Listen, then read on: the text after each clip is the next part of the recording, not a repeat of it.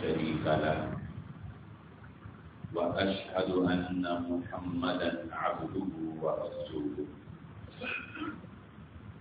اللهم صل على محمد وعلى آل محمد كما صليت على إبراهيم وعلى آل إبراهيم إنك حميد مجيد اللهم بارك على محمد وعلى آل محمد كما باركت على إبراهيم وعلى آل إبراهيم إنك حميد مجيد رب اشرح لي صدري ويسر لي أمري واحلل عقدة من لساني يفقهوا قولي سبحانك لا علم لنا إلا ما علمتنا إنك أنت العليم الحكيم أما بعد فإن خير الحديث كتاب الله وخير الهدي هدي محمد صلى الله عليه وسلم وشر الأمور محدثاتها وكل محدثة بدعة وكل بدعة ضلالة وكل ضلالة في النار فأعوذ بالله من الشيطان الرجيم بسم الله الرحمن الرحيم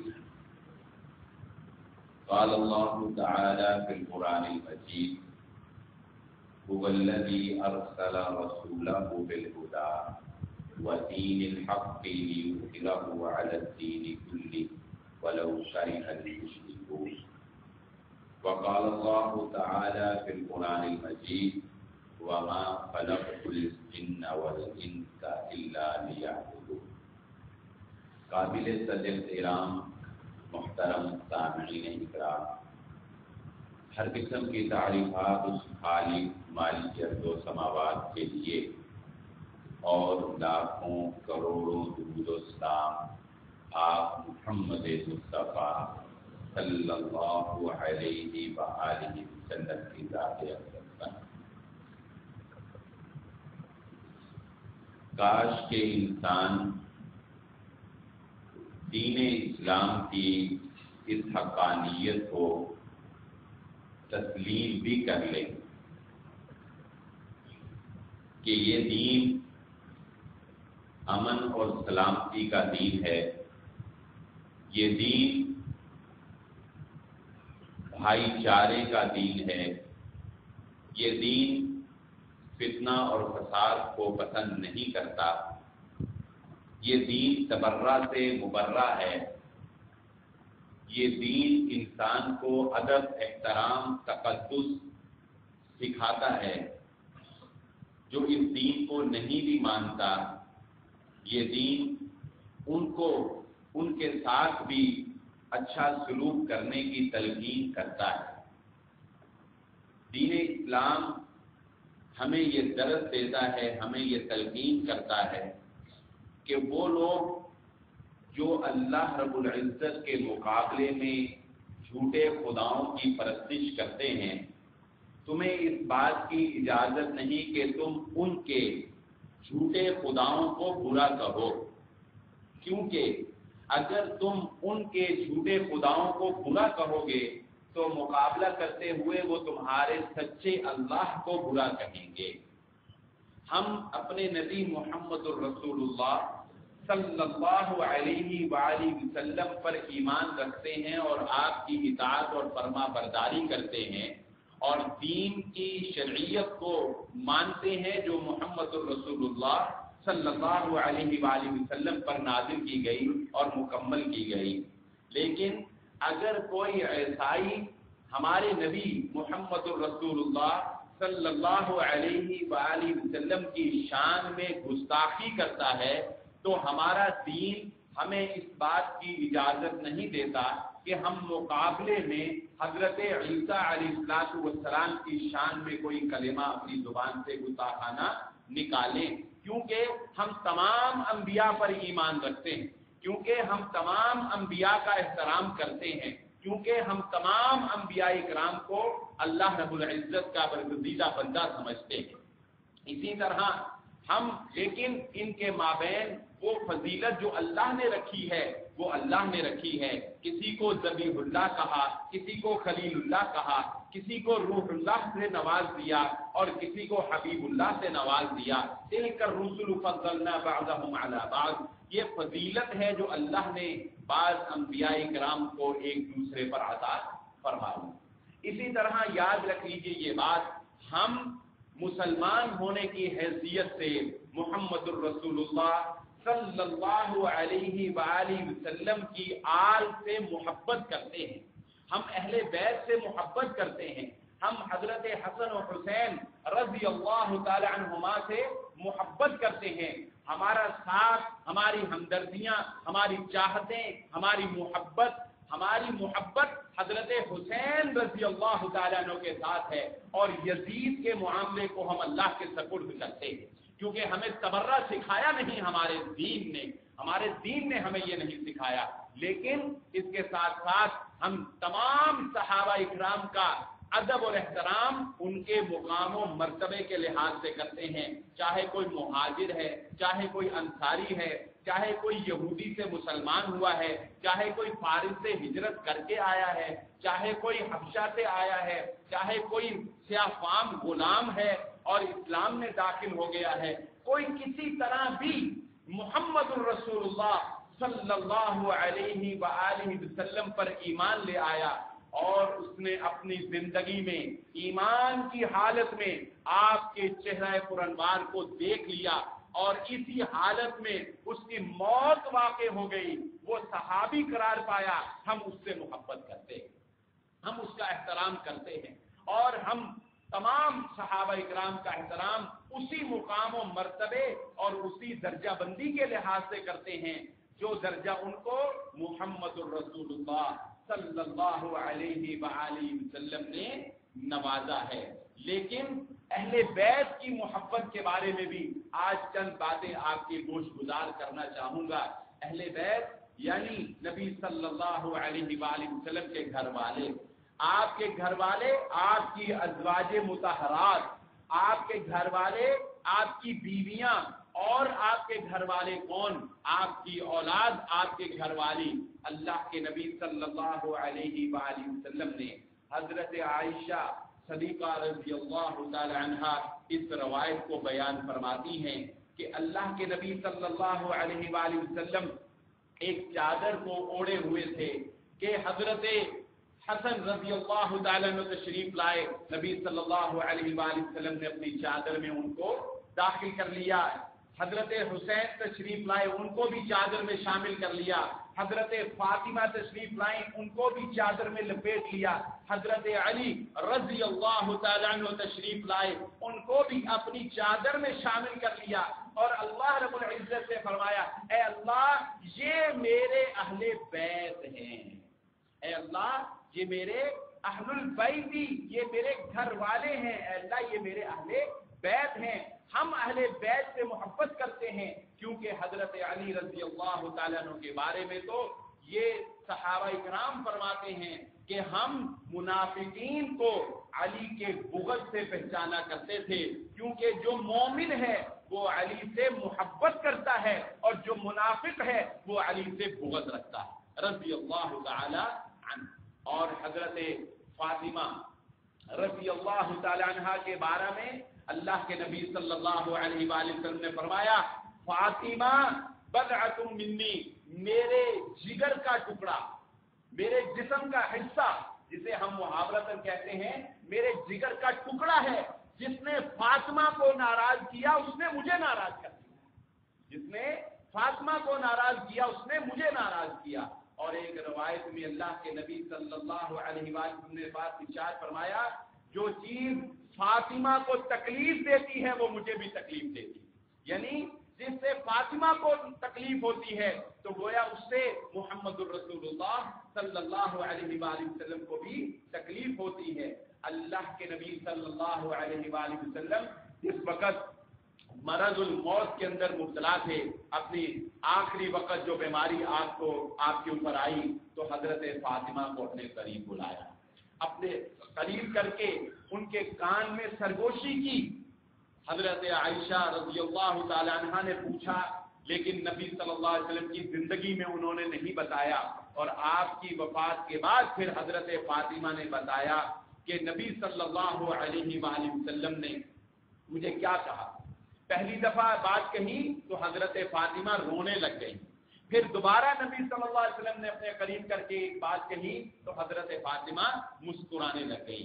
تو اس رونے اور اس مسکرانے کی وجہ پھر حضرت فاطمہ نے بیان فرمائی کہ جب پہلی دفعہ اللہ کے نبی صلی اللہ علیہ وآلہ وسلم نے مجھے اپنے قریب کیا تھا تو مجھے فرمایا کہ حضرت جبرائیل علیہ السلام ہر سال میرے ساتھ قرآن مجید کا ایک مرتبہ دور فرماتے تھے۔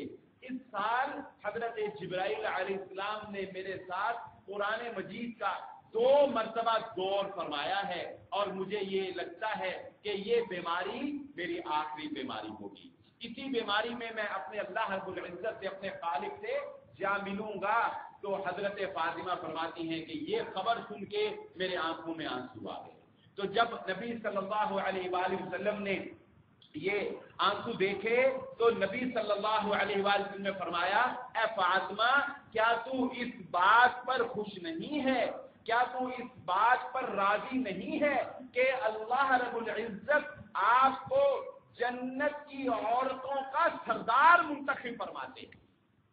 اللہ رب العزت نے آپ کو جنت کی عورتوں کا سیدہ نساء الجنہ، جنت کی عورتوں کا سردار آپ کو بنا دیا ہے، اور فرمایا محمد رسول اللہ صلی اللہ علیہ وآلہ وسلم نے میرے گھر والوں میں سے، میرے اہل بیت میں سے اے فاطمہ، میرے دنیا سے چلے جانے کے بعد جو جنت میں مجھ سے سب سے پہلے ملاقات کریں گی وہ آپ ہوں گی۔ یہ بات حضرت فاطمہ رضی اللہ تعالی عنہ فرماتی ہے کہ پھر اس بات سے میں خوش ہو گئی، اس بات سے میں مسکراؤں گی۔ تو کیوں نہ ہم محبت کریں ان سے کہ جن سے محمد الرسول اللہ صلی اللہ علیہ وآلہ وسلم نے محبت کی ہے، کہ محمد الرسول اللہ صلی اللہ علیہ وآلہ وسلم نے اپنے نواسوں کو حضرت حسن و حسین رضی اللہ تعالی عنہما کو اپنی گود میں اٹھایا اور فرمایا، اللہ تو ان سے محبت کر کہ میں ان سے محبت کرتا، اے اللہ تو ان سے محبت کر کہ میں ان سے محبت کرتا ہوں۔ اور نبی حضرت عبداللہ ابن عمر رضی اللہ تعالی عنہ فرماتے ہیں کہ جس وقت ایک شخص نے، عراق سے آنے والے ایک شخص نے ان سے مکھی کے مارنے کے بارے میں ایک فتویٰ طلب کیا، احرام کی حالت میں اگر مکھی کو مار دیا جائے، تو وہ فرمانے لگے کہ تم مکھی کے مارنے کی بات کرتے ہو جبکہ تم نے نواسہ رسول صلی اللہ علیہ وآلہ وسلم کو شہید کیا ہے، جبکہ میں نے محمد الرسول اللہ صلی اللہ علیہ وآلہ وسلم سے سنا تھا کہ حسن و حسین یہ میرے پھول ہیں، یہ میرے پھول ہیں۔ اور فرمایا نبی صلی اللہ علیہ وآلہ وسلم نے حضرت حسن و حسین رضی اللہ تعالی عنہما کے بارے میں کہ یہ جنت میں نوجوانوں کے سردار ہوں گے۔ ان کی والدہ محترمہ کو عورتوں کی سردار منتخب کر دیا، اور حضرت حسن و حسین رضی اللہ تعالی عنہما کو جنت میں نوجوانوں کے سردار منتخب کر دیا محمد الرسول اللہ صلی اللہ علیہ وآلہ وسلم نے۔ اور جس وقت اللہ کے نبی صلی اللہ علیہ وآلہ وسلم ان بچوں کو اپنے ساتھ کھلایا کرتے تھے، ان کے ساتھ کھیلا کرتے تھے، تو نبی صلی اللہ علیہ وآلہ وسلم کے اوپر سوار ہو گئے حضرت حسین رضی اللہ عنہ۔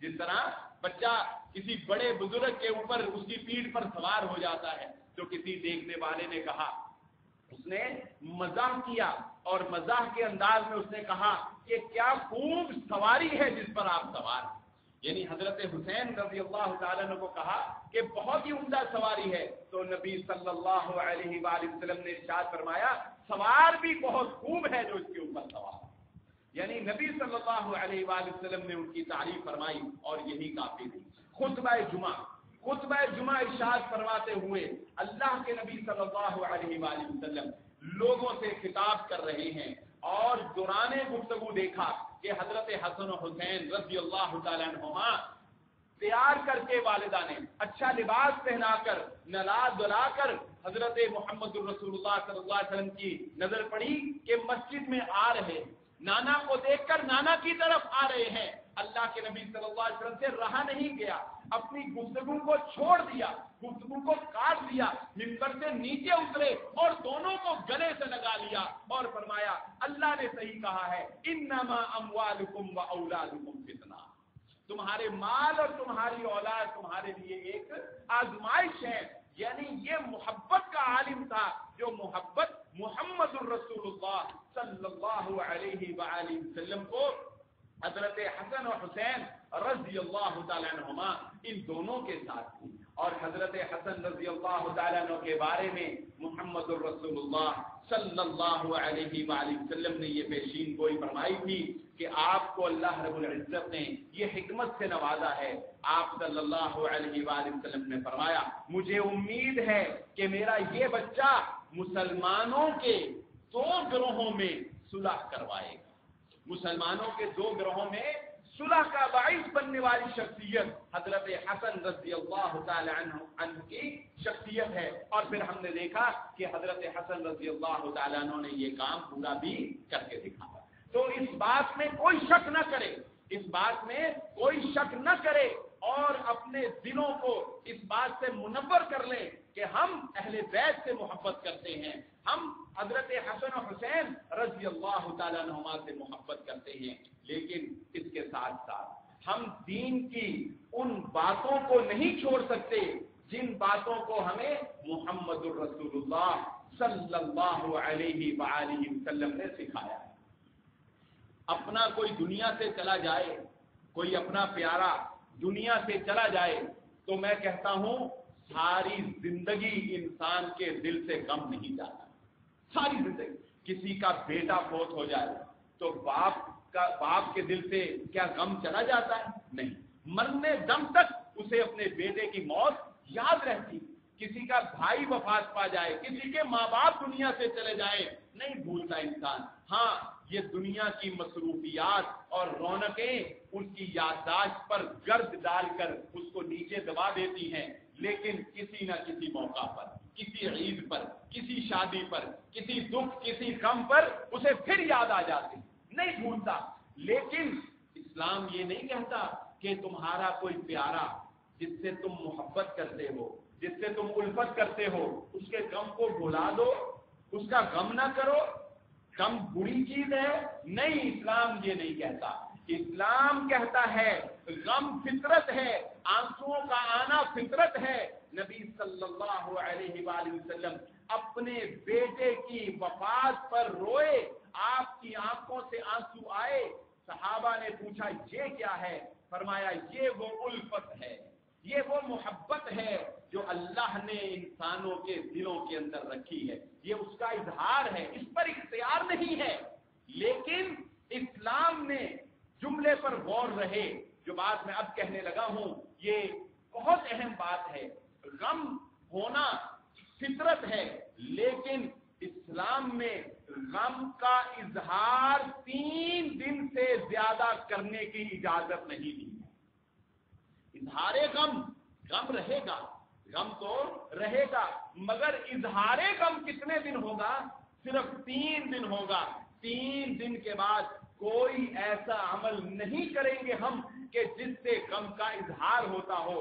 یہی وجہ ہے کہ ہمیں نظر آتا ہے کہ اس صحابیہ نے تو اپنے بھائی کی وفات کے 4تھے دن ہی زیب و زینت کو اختیار کر لیا، اور جب پوچھنے والوں نے پوچھا آپ نے ایسا کیوں کیا تو کہنے لگی اب بتائیں، کسی کا بھائی فوت ہوا ہو، اس کا دل چاہتا ہے 4تھے دن میک اپ کرنے کو؟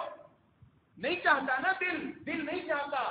غم دل میں ہوتا ہے، یہ نہ کوئی کہے کہ ان کو غم ختم ہو گیا تھا تو انہوں نے 4تھے دن بناؤ سنگھار کر لیا۔ پوچھنے والوں نے بھی حیران ہو کر پوچھا کہ بھائی کا غم 4تھے دن ہی ختم ہو گیا؟ تو انہوں نے فرمایا نہیں، میں دراصل دنیا والوں کو یہ دکھا دینا چاہتی ہوں اسلام نے 3 دن سے زیادہ سوگ منانے کو منع کر دیا۔ 3 دن سے زیادہ سوگ کا اظہار نہیں کیا جائے گا، اور شہادتوں پر ہم یہ افسردگی کا اظہار سال ہر سال نہیں کیا کرتے۔ اگر اسلام کی شہادتوں کو دیکھو، اگر ہم آج اس بات کی اصلاح بھی ہو جائے محرم الحرام کے اندر لوگ شادیاں نہیں کرتے، لوگ خوشی کے کام نہیں کرتے، کوئی نیا کام شروع نہیں کرتے، کوئی بھی خوشی جو ہے وہ محرم الحرام میں نہیں کرتے۔ کیا دین اسلام میں اس کی کوئی بنیاد ہے؟ یقیناً اس کی وجہ اگر کوئی ہے تو وہ صرف اور صرف محرم الحرام کے مہینہ میں حضرت حسین رضی اللہ تعالیٰ عنہ کی شہادت ہے۔ جیسا کہ میں نے کہا، غم ہے، لیکن کیا ان کے والد محترم حضرت علی رضی اللہ تعالیٰ عنہ شہید نہیں ہوئے؟ وہ رمضان المبارک میں شہید ہوئے، پھر رمضان میں بھی کوئی خوشی نہیں کرنی چاہیے۔ کیا حضرت عثمان غنی رضی اللہ تعالیٰ عنہ خلیفہ ثالث تھے، کیا وہ ذو الحجہ کے مہینہ میں شہید نہیں ہوئے؟ وہ ذو الحجہ کے مہینہ میں شہید ہوئے، تو پھر ذو الحجہ کے مہینہ میں بھی کوئی خوشی نہیں کرنی چاہیے۔ نبی صلی اللہ علیہ وآلہ وسلم کے چچا حضرت حمزہ رضی اللہ تعالیٰ عنہ کیا شہید نہیں ہوئے؟ تو پھر اگر شہادتوں کو لے کر اسلام کو اس راستے پر چلا دو گے کہ خوشیاں نہ کرو، تو کوئی ایسا مہینہ آپ کو نہیں ملے گا کہ جس مہینے میں اسلام نے شہادت نافذ کی۔ ربیع الاول میں شادیاں کرتے ہیں، کیا ربیع الاول میں محمد الرسول اللہ صلی اللہ علیہ وآلہ وسلم نے وفات نہیں پائی تھی؟ شہادت بھی تو دنیا سے چلے جانے کا نام ہے، اور وفات پا جانا بھی دنیا سے چلے جانے کا نام ہے۔ تو پھر اپنی مرضی سے کسی کی وفات منا لی اور کسی کی پیدائش منا لی۔ ربیع الاول میں محمد الرسول اللہ صلی اللہ علیہ وآلہ وسلم کا یوم میلاد منا لیا، اور حضرت حسین رضی اللہ تعالیٰ عنہ کی شہادت جو ہے اس پر افسوس اور غم کر لیا۔ یہ کہاں کا دین اور کہاں کی یہ دینداری ہے؟ دین نے ہمیں یہ باتیں نہیں سکھائی ہیں۔ دین نے ہمیں یہ سکھایا ہے کہ نبی صلی اللہ علیہ وآلہ وسلم نے فرمایا، جس نے گالوں کو پیٹا، من ضرب الخدود وشق الجیوب فلیس منا۔ دین بڑا مہذب ہے، جیسا کہ میں نے پہلے ذکر کیا، دین اسلام بڑا معتدل ہے، بڑا تہذیب والا دین ہے۔ کوئی دور سے بھی دیکھے تو اس کو مسلمان کے اندر ایک وقار نظر آتا ہے۔ ذرا ایمانداری سے بتائیں، اپنے آپ کو پیٹتا ہوا شخص کسی مہذب انسان کو اچھا لگتا ہے؟ کوئی اپنے آپ کو مارے اچھا لگتا ہے؟ دو آدمی آپس میں لڑ رہے ہوں نا، ہاتھا پائی ہو رہے ہوں، دیکھنے والے ان کو کبھی بھی مہذب انسان نہیں کہیں گے، کبھی نہیں کہیں گے کہ یہ بڑے اچھے ہیں، بڑے دیندار ہیں، بڑے مہذب ہیں، نہیں کہیں۔ تو کوئی اپنے آپ کو پیٹ رہا ہو تو کوئی دیکھنے والا کہے گا کہ یہ اچھا؟ نہیں کہے گا۔ اسلام کتنا مہذب ہے، کتنی تہذیب سکھاتا ہے، کتنا ادب سکھاتا ہے، اور مسلمان کے وقار کو، مرتبے کو، اس کی ایک شان و شوکت کو اس حد تک برقرار رکھتا ہے کہ ہمیں اس بات کی اجازت نہیں ہے کہ ہم نماز کے لیے آ رہے ہوں تو دوڑتے ہوئے آئیں۔ نمازی نماز کے لیے دوڑتا ہوا نہ آئے، کیوں نہ آئے بتائیں؟ نماز جا رہی ہو، جماعت جا رہی ہو، فطرت ہے انسان رکعت پوری کرنے کے لیے دوڑ کر ساتھ مل جاتا ہے۔ عیدگاہ کی طرف لوگ دوڑتے ہوئے آ رہے ہوتے ہیں کہ وقت ہو گیا، وقت ہو گیا، لیکن اسلام نے کہا دوڑتے ہوئے نہیں آنا، کیونکہ دوڑ کر آتا ہوا جب کوئی دیکھے گا تو نمازی کا وقار نہیں نظر آئے گا۔ نمازی کا وہ مہذب پن، وہ ڈیسنٹ لائف جسے ہم کہتے ہیں آج کل، بڑا یہ جملہ جو ہے یہ معروف ہے، وہ ڈیسنٹ جو نظر آنا چاہیے ایک مسلمان کو، دوڑتا ہوا مسلمان وہ نظر نہیں آئے گا۔ تو اپنے اندر سے ان خرافات کو دور کرنے کی ضرورت ہے۔ ایسی کوئی بات دین اسلام کے اندر موجود نہیں ہے۔ ہاں، اس ماہ مبارک کی فضیلت ہے، اس ماہ مبارک کی فضیلت ہے، اور وہ کیا فضیلت ہے کہ محرم الحرام کا مہینہ ان 4 مہینوں میں سے ایک ہے جس کو اللہ رب العزت نے حرمت والا مہینہ قرار دیا۔ کیسے افسوس کی بات، جانتے ہیں حرمت والا مہینہ کیا ہوتا ہے؟ حرمت والے مہینے کا معنی کیا ہے؟ شاید کہ وہ مشرکین مکہ یقیناً وہ بھی جانتے تھے کہ حرمت والے مہینے کا معنی کیا ہے۔ کیوں؟ اس لیے کہ وہ رجب، ذوالقعدہ، ذوالحجہ، محرم الحرام 4 مہینے حرمت والے، 4 مہینوں میں مشرکین مکہ بھی، اور نہ صرف مشرکین مکہ بلکہ عرب کے لوگ بھی جنگ نہیں کرتے تھے، قتل و غارت نہیں کرتے تھے، انتقام لینے والا انتقام نہیں لیتا تھا، کافروں کو لوٹنے والے ڈاکو کافروں کو نہیں لوٹتے تھے، چوری کرنے والے چور باز آ جایا کرتے تھے۔ ذرا بتائیے، محرم الحرام میں شادیاں نہ کرنے والوں، کبھی یہ بھی کیا ہے کہ کسی مسلمان کی لڑائی محرم الحرام میں ختم کر دی ہو؟ جو صدیوں سے دشمنیاں چلی آ رہی ہیں، سوچا ہو کہ حرمت والے مہینے آگے ہیں، چلو لڑائی ختم کر دو۔ کبھی کسی سے صلح کی ہو کہ یہ حرمت والا مہینہ ہے، کبھی کسی کو گالی نہ دی ہو کہ یہ حرمت والا مہینہ ہے؟ اب کبھی اس پر بھی غور کیا ہے کہ حرمت والے مہینے کا تقدس، حرمت والے مہینے کا احترام، حرمت والے مہینے کی قدر، کبھی ہم نے کچھ کیا تو ہے اس مہینے کی قدر میں؟ کوئی تبدیلی نہیں، کوئی نہیں لائی نا ہم نے۔ کیوں نہیں لائے؟ کیونکہ ہمیں صحیح مفہوم ہی پتہ نہیں چلا کہ ان مہینوں کی حرمت کا معنی کیا ہے۔ محمد الرسول اللہ صلی اللہ علیہ وآلہ وسلم نے ارشاد فرمایا، رمضان المبارک کے بعد، اپنے گریبانوں میں چھان کر دیکھیں، رمضان المبارک کے بعد نبی صلی اللہ علیہ وآلہ وسلم نے فرمایا افضل ترین روزے جو ہیں وہ محرم الحرام کے روزے ہیں۔ رمضان المبارک کے بعد افضل ترین روزے محرم الحرام کے روزے، یہ اس ماہ مبارک کی فضیلت ہے۔ اور یہ بھی اس ماہ مبارک کی فضیلت ہے کہ 10 محرم الحرام کے روزے کے متعلق اللہ کے نبی صلی اللہ علیہ وآلہ وسلم نے ارشاد فرمایا کہ نبی صلی اللہ علیہ وسلم فرمایا، مجھے اللہ رب العزت سے امید ہے کہ جو 10 محرم الحرام کا روزہ رکھتا ہے، اللہ رب العزت اس کے 1 سال کے گناہ اللہ رب العزت معاف فرما دے۔ سابقہ گناہ، 1 سال کے گناہ جو ہے اللہ رب العزت اس کے گناہوں کو معاف فرما دے گا۔ اس روزے کی حکمت بھی احادیث میں موجود ہے، اور وہ کیا ہے کہ نبی صلی اللہ علیہ وآلہ وسلم جب مدینہ تشریف لے گئے، یہودی یہ روزہ رکھا کرتے تھے۔ اللہ کے نبی صلی اللہ علیہ وآلہ وسلم نے ان سے پوچھا کہ تم 10 محرم الحرام کا روزہ کیوں رکھتے ہو؟ انہوں نے بتایا کہ اس دن ہمیں حضرت موسیٰ علیہ السلام کی قیادت میں فرعونیوں سے نجات ملی تھی، تو اظہار تشکر کے لیے ہم یہ روزہ رکھتے ہیں۔ اللہ کے نبی صلی اللہ علیہ وآلہ وسلم نے فرمایا، حضرت موسیٰ علیہ السلام میرے بھائی ہیں اور ہم زیادہ حق رکھتے ہیں کہ ہم بھی ان کے ساتھ گویا اظہار یکجہتی کریں۔ تو نبی صلی اللہ علیہ وآلہ وسلم نے کہا ہمارے بھی یہ لائق ہے کہ ہم یہ روزہ رکھیں۔ نبی صلی اللہ علیہ وآلہ وسلم نے بھی یہ روزہ رکھا۔ اور اس میں ایک اور مسئلے کی وضاحت بھی کر دوں کہ اللہ کے نبی صلی اللہ علیہ وآلہ وسلم نے پھر یہ بھی فرمایا اپنے آخری حجۃ الوداع کے موقع پر کہ اگلے سال ہم 9 کا روزہ رکھیں گے، لیکن اللہ کے نبی صلی اللہ علیہ وآلہ وسلم وفات پا گئے۔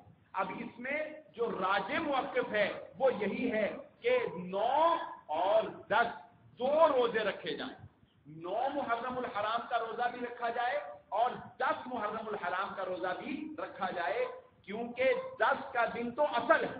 اصل دن کون سا ہے؟ وہ 10 کا ہے، جس دن نجات ملی، جس کی وجہ سے روزہ رکھنا ہے۔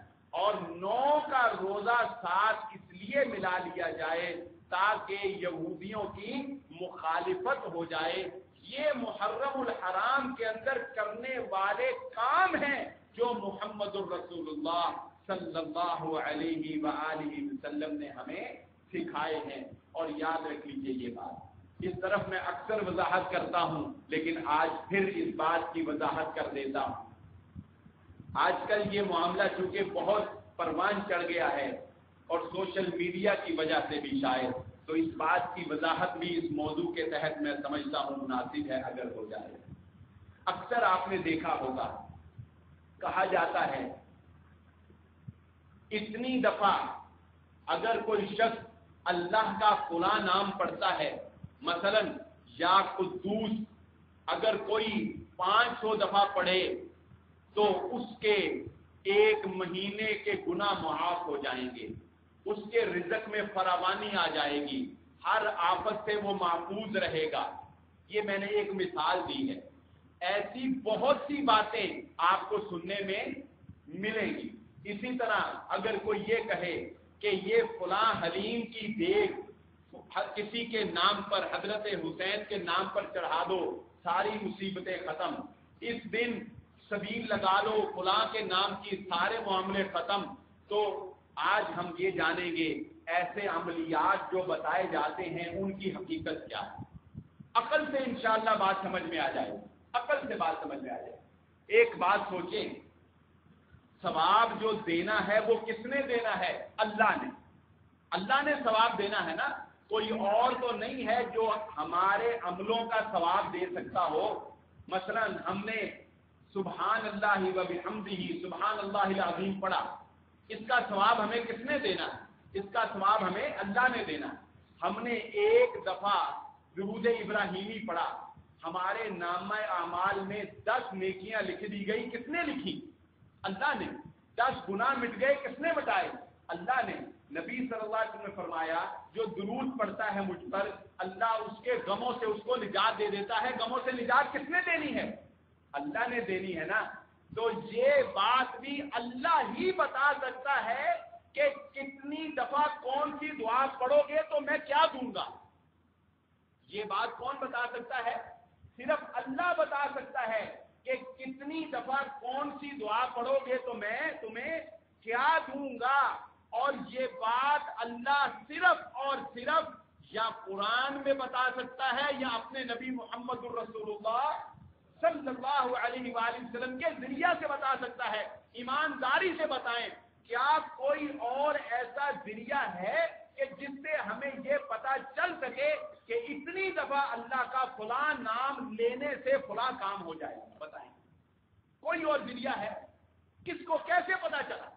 کوئی شخص کتنا ہی بزرگ کیوں نہ ہو جائے، کتنا ہی بڑا کیوں نہ ہو جائے، اس پر وحی نہیں اتر سکتی.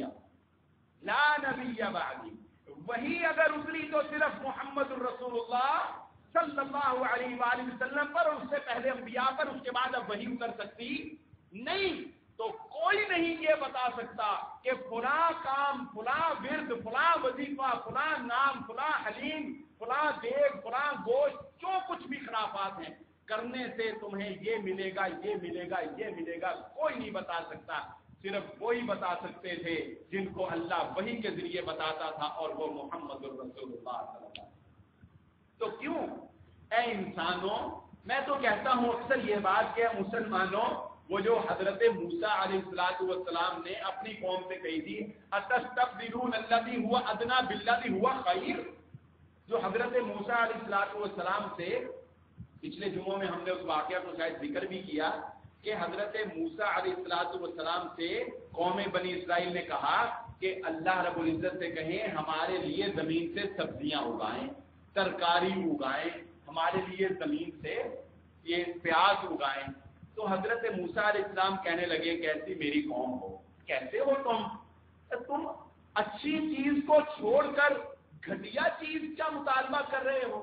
یعنی اچھی کو چھوڑ کر اس سے کم تر، گھٹیا تو نہیں کہنا چاہیے، اس سے کم تر کا مطالبہ کر رہے ہو.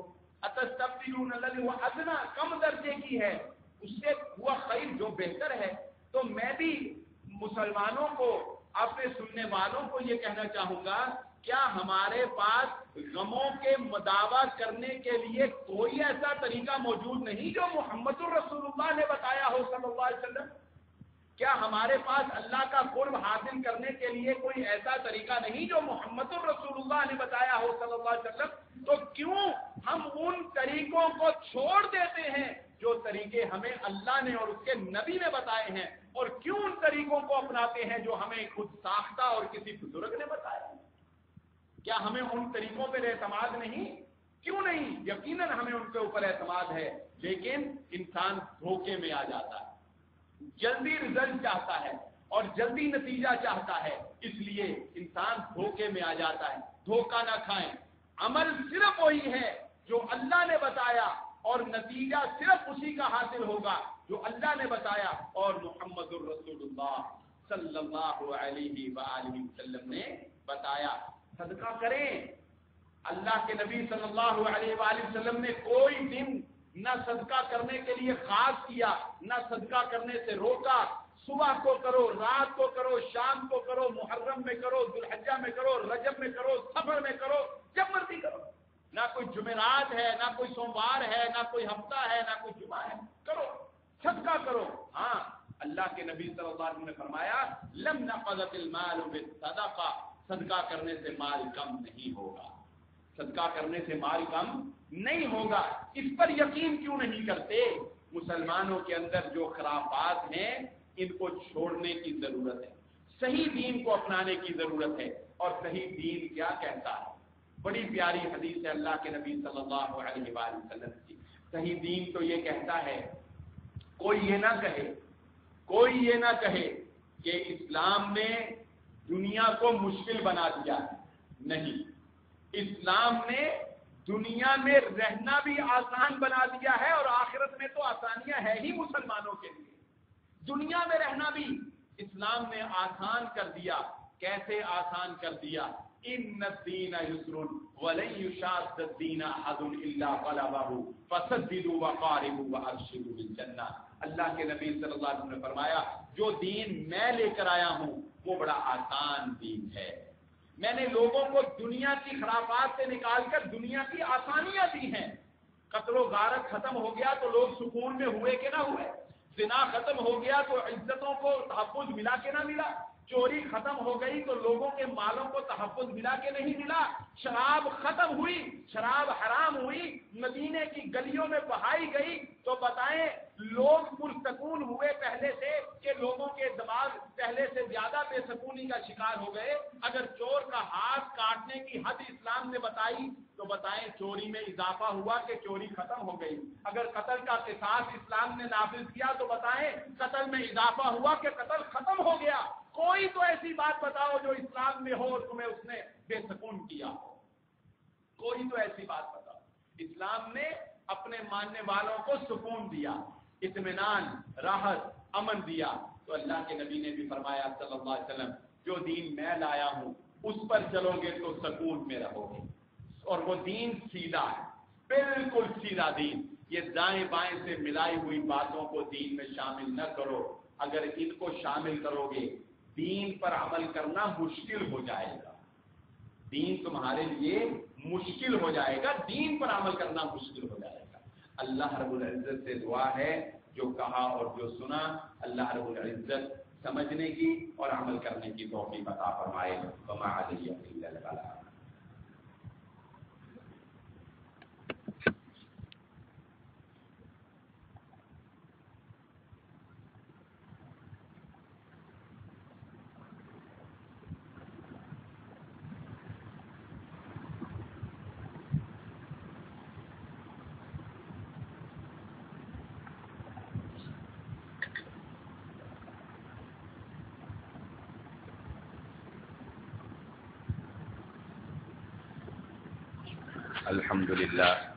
الحمد للہ نحمد